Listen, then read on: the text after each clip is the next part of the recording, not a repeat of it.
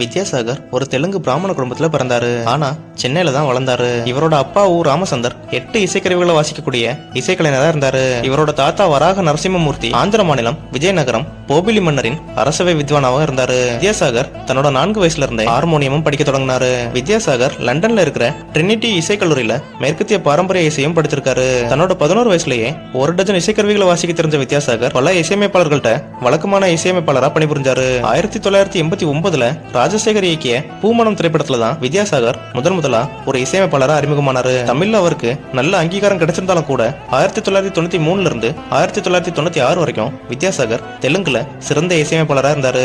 1994-95 நடிகர் அர்ஜுனோட பல படங்களுக்கு இவர் இசையமைத்தாரு. அதுக்கப்புறம் மலையாள திரைப்படங்களுக்கு போயிட்டாரு. 2002-2003 தமிழ்ல தொட்டதெல்லாம் ஹிட்டுங்கிற மாதிரி மிகப்பெரிய வெற்றி பாடல்களை பலவற்றை கொடுத்தாரு. என்னதான் இருந்தாலும் வித்யாசாகர்னு சொன்ன உடனே மக்கள் மனசுல நிக்கிற அந்த பாடல் என்னன்னு கமெண்ட்ஸ்ல